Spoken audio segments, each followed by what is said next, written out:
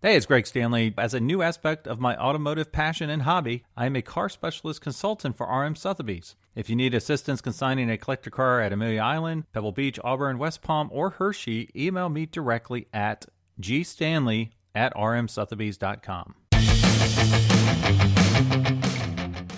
This is the Collector Car Podcast, the home for the auto enthusiast. Join Greg Stanley as he applies over 25 years of insights and analytical experience to the collector car market. He will interview the experts and throw in some fun stuff as well. Hello, car enthusiasts. Hey, it's Greg Stanley. This week is kind of a catch-up week. I'm going to cover a bunch of stuff that's happened or kind of updates to some of my previous podcast episodes. So if you'd like to go back and hear the whole story, feel free to jump back, and we're going to go all the way back to episode number 3. So stay tuned. A couple updates from this past weekend. It was the big Auburn weekend in Auburn, Indiana, where we had the big RM Sotheby's auction, and there was a couple cool things that happened. Our previous guest, Dave Leinbach, sold his 65 cars at no reserve. So how did that go for Dave? Well, it went pretty well. They sold within the estimate provided, so he was one happy camper afterwards. And I have to tell you, it was pretty interesting because think about it. If you're selling all of your cars basically at no reserve, meaning they could go for low or they could go for very high. And I know like the first 2 out of the gate went lower than expected. And I'm sure if I were Dave, I'm sure he was sweating a little bit, but then some went above expectation, some went mid-estimate. So it all worked out for the best in the very end. And I did sit in the Buick Century Limited that I mentioned in a previous podcast, one that I had during college that was stolen. And so I sat in that car with only 18,000 miles on it just to relive my childhood, or I guess my collegehood. And that was really cool. That car went for, I think, $6,500. So all in all, it was a great time for Dave. He was able to liquidate his collection. Very happy with the results. Now, if you have been following me on social media, you'll know that I helped a widow sell her late husband's 58 Cadillac Barritz convertible. So really rare car. And this was fun. This was one that was kind of linked out of Cars and Coffee. And I met the lady, and she's a super nice lady. And the car had been sitting for 12 years, and it was in a small garage covered in dust. Now, follow me on the Collector Car Podcast, and I'll post a before and after here shortly. But that was one of those iconic moments when you open the garage door, and you see a very rare, iconic car covered in dust. And it's like, well, what do you do? So she was able to get it up and running with the help of a local mechanic. A lot of work was needed. A new gas tank, new brake lines, the carburetor had to have been gone through. A lot of things had to happen to get this car to cross the auction block. And what was neat is the estimate was $45,000 to $55,000, and this thing sold for $80,000, $88,000 all in. And she was so excited that she was actually interviewed for a local news station during the weekend. So I'll have that in the description here. So if you want to watch her YouTube interview, which is pretty funny, just go to the description of this episode and you can click on the link and watch it. So now let's go back in history here and revisit some of the interesting kind of things I've covered in the past. Now you'll notice if you see my podcast artwork, it has Seinfeld, Paul Newman, and Steve McQueen. Yes, that is a little bit of clickbait because who would not want to listen to an episode with those iconic car guys in it? So here's the updates. So we'll start going from the oldest episode to the newest. We're not going to do all of them. We're just going to do a few of them where I do have some updates.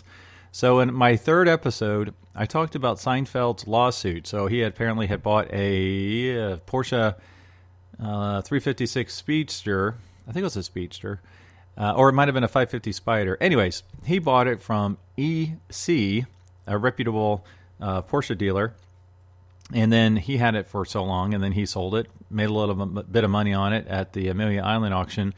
And the folks that bought it, Fria, I believe, another LLC company, they took it to their Porsche expert, and their Porsche expert said that it was not the real deal. So they decided to sue Seinfeld. Seinfeld decided to sue EC because they told him it was one thing, and turns out it's not. So nothing's really happened. It hasn't been settled. What's interesting is that EC tried to have it thrown out, basically saying that something to do with having a customer in another state, they're not liable, when in fact the car actually stayed in California since the time that Seinfeld bought it. Even though he lived in New York, he kept it in California. So that was thrown out. So it's still going through the courts at this moment. Now, when I was researching this, it turns out another actor, not comedian, Brian Austin Green, a number of years ago, he sold a Porsche 356 Speedster that he thought was legit and had it checked out by a Porsche expert. And then when he sold it, the new owner took it to another Porsche expert who said it was not legit. It was not the original engine. So it's interesting. There's two celebrities with two different Porsches where they had experts review it, said it's a great car. Then when they sold them individually, the new owner had a Porsche expert review it saying it wasn't a great car. So it just shows you how complex some of these high dollar sales can be, especially when you get into the provenance of cars and how important the originality and documentation is for these cars. Now, the next episode I'll go to is episode 10. Oh, I'm sorry. Before I go to that, I did want to mention, at one of the early episodes, I mentioned Jay Leno and his McLarens, and I made the prediction that he would buy the McLaren Speedtail as his next McLaren purchase. And I was not correct. As far as I know, he has not bought that Speedtail. So that's that update. Episode 10, we talked about a Chevrolet Cheetah. So as a recap, this was a car that I was having dinner with some friends, a friend that knew me for years as being a big car guy. And I said, I hear there's a 1965 Shelby GT350, an original one somewhere local. And my buddy said, well, I know where that car is. I'm like, well, you've known me for like 8 years and you've never told me about this car. Anyways, it was a friend of his mother's, and he had a name and an address, basically, no phone number. So I did all the legwork. I was standing outside the front door of this guy's house, and I just couldn't ring the doorbell to say, hey, do you have an old car in the garage? I just never could. And then it showed up in Hemmings like a couple weeks later. And it turns out it wasn't a GT350 that was in that garage. It was a Cheetah, very rare. I think they only made 23 of these cars. And this was the most original, unrestored one ever made. And this one sold at a one-car private or public auction for like $720,000, a whole lot of money. Now, the man who bought it, unfortunately, passed away, and it came up for sale at Meekham's Indianapolis sale. So if you go onto my Instagram feed, you can see the pictures from when it was at Meekham. I believe the estimate was, I want to say it was $450 to $550, and it was a no sale at $150. So obviously, the $711,000 was all the money in the world, and it was a no sale at $150,000. So what's the update to that particular story? Well, first off, it didn't sell at Meekham 2 years ago, but apparently it did sell privately to Colin Colmer, who is a world-renowned automotive journalist and has his own cool collection of cars, I think up in the Wisconsin area. So that is the update. It did find a home. Let's see, the next one is episode 11, Paul Newman. So going to the Paul Newman 911S 1974 as a recap as far as what this one was all about. When my dad lived in Holly Springs, Georgia, just outside of Atlanta near Canton, every time I would visit with my wife and we had family time, I would always pass by this shop that had like just a gravel driveway. It was kind of a dump, it had chain link fence. Just you would never think anything of it, except every once in a while, there's a really rare car outside. There was a Miura one time, Jaguar, E-Type. So anyways, I always wanted to drop by that place. And one time I finally had a chance to, and I go in there, super nice guy, and he says, well, you got to check this out. And he takes me into the back, and sure enough, there's Paul Newman's 911S from 1974, and at the time I saw it, it was an orange primer and being worked on, getting ready for paint. Now, I think these pictures are posted on Instagram as well. Anyways, so he was working on the car, and at this time, it's about the time that Paul Newman's Rolex watch sold for $18 million, and his Porsche 935 race car sold to Adam Carolla for $4.4 million. So when he put it up for sale, he said, hey, if you can find a buyer for this, I'll give you 5%. And he wanted a crazy number. It was like $4 million. Well, that was way too much money. No one bid on it. And then a while later, I saw, ironically, it was at the same sale that the Cheetah showed up at Meekham, Indianapolis. It showed up, and it was painted. It was white with the racing livery of when Paul Newman drove it with a hot pink racing stripes. Anyways, it was there along with some of the other cars I had seen at his workshop. And I saw the painter, and I asked him what happened. Well, the guy had passed away unexpectedly. And so they were liquidating the collection. Now, on this particular 911, the estimate wasn't $4 million. It was, again, like $450 to $550. and it was a no sale around $200,000. And so I kind of lost track of it. And then one of the automotive podcasts I listened to is Adam Carolla. And sure enough, wouldn't you know it, about a year ago, it popped up on his podcast that Adam Carolla had bought Paul Newman's 911S. And it is the same exact car. So it's out in California. And he apparently took it to Bruce Canepa's place to have the engine reworked on. And if you go to YouTube, you can see them start it up. And it's a really cool little car. And so he's racing it around in vintage races. So that is the update on Paul Newman's 911 that I found. Episode 17, a preservation Corvette. I did find a preservation Corvette in my dad's neighborhood. He moved up north of Cincinnati. And it was snow on the ground, and the 69 427, 390 horsepower convertible Vette passes by. And I said, that thing's got to be original just by the way it looks. And so I tracked the owner down. It took me about a year because I was knocking on doors and I could never find where that Corvette went to within the neighborhood. And a super nice guy, Jerry, he did want to sell it, so I reviewed the car, and it wasn't immaculate by any stretch of the imagination. Rough paint job, but original paint job. You know, a lot of little chips, nicks, dings, whatever. And the door jamb, the oil change stickers went back to 1971. Extremely original, cool car. Dark green, 4-speed, 427 big block. So really cool. And this was before I started consulting a little bit with RM, and I said, well, you know, I can help you sell it on Bring a Trailer. And so I did all the work, did the pictures, did the startup videos, did the walk around videos, driving videos, and posted it on Bring a Trailer, and tremendously complimentary comments from the peanut gallery, which does not always happen. Sometimes the peanut gallery can harpoon your car. Anyways, it only got bidded up to like $25,500. So we were in the mid 30s, I think, 33, 34 grand. And so that car did not sell. And that car is still in his garage in my dad's neighborhood to this day. So if you know of anybody that is interested in a preservation class Corvette, go to Bring a Trailer, Google 1969 Corvette, look for the dark green one, look at the comments, see how awesome the comments are in support of the car, and just shoot me a note if you would like to know more. All right, the next one I'll go to is episode 33, where I covered 2 historic Porsches from the same collection. So this was Brent Fagan, a collector, really nice guy. He has a lot of Porsches, and 2 of the Porsches he had, notable. One of them was Jerry Seinfeld's, one of his first Porsches he ever bought, Porsche Speedsters, and we talk about that a little bit in the podcast. And the other one was a rare 356. I think it had S or SC in the VIN, and it was like one of 3 factory race cars, and apparently now it is in the Porsche Museum, not on display, probably in one of their back storage rooms. Anyways, the update on Brent is he pretty much liquidating his Porsche collection. I believe he has 2 1965 911s left, but super nice guy. He's got some really cool automobilia. So that's the update, is he is liquidating a little bit.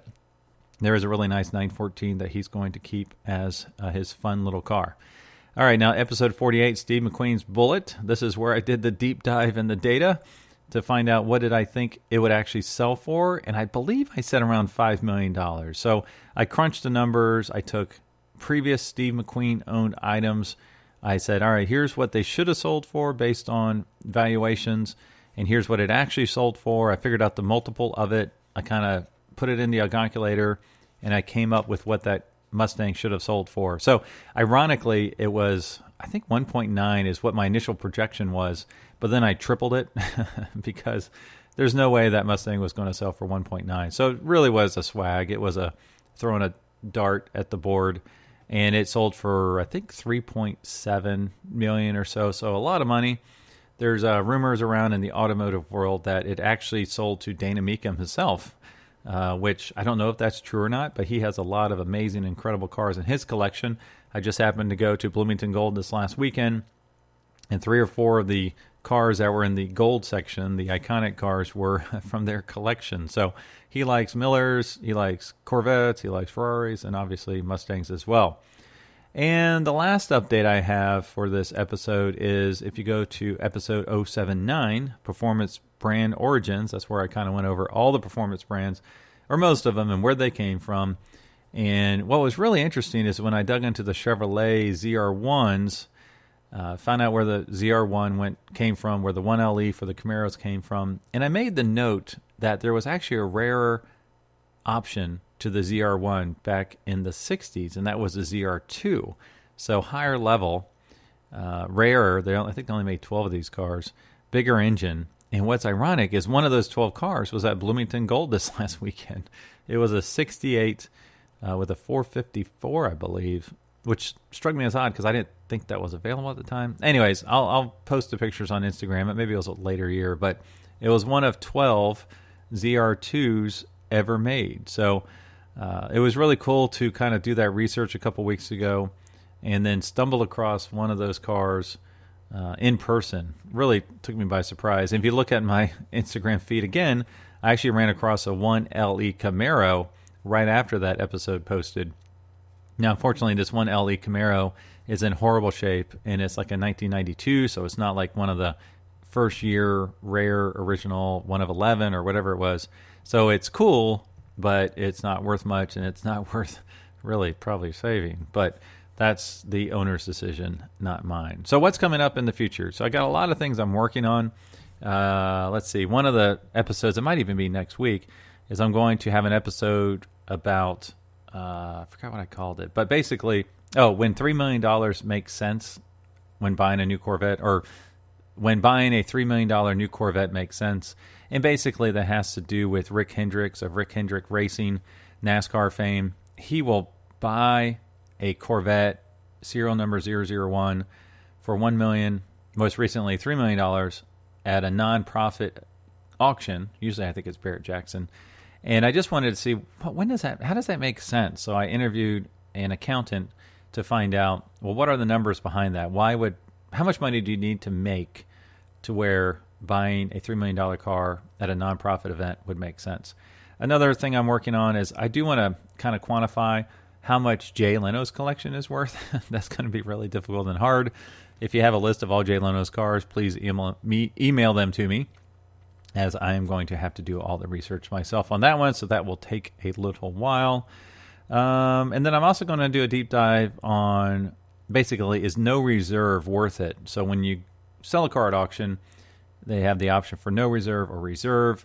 No reserve, quote unquote, gets more eyeballs on it, has the potential to realize more money. And I'm just curious. I want to do the deep dive, especially when it comes to collections, to see if putting them at no reserve was worth it. And then another episode that might be kind of short because I don't think there's a lot of these cars, but I want to list the cars that you can actually drive upside down. So these are cars that generate so much downforce, theoretically, you could drive them upside down. And then I'm working on a market trend episode for Mopars and Mustangs. So more cool stuff coming up. And on top of that, there's a whole lot of folks that I'm going to interview. I did meet a lot of cool Corvette folks. I'm going to interview Kevin. I think it's Kevin McKay. He is the L88 big block engine expert. And then I have the author of the new Zora Duntov book. He's going to be on as well. So some other cool stuff will be sprinkled in the random ramblings of a car enthusiast. So as always, thanks for listening, and I will talk to all of you next week. Thanks for listening to the Collector Car Podcast. Don't forget to give us a nice rating on iTunes, and be sure to follow us on Instagram and everywhere else at the Collector Car Podcast.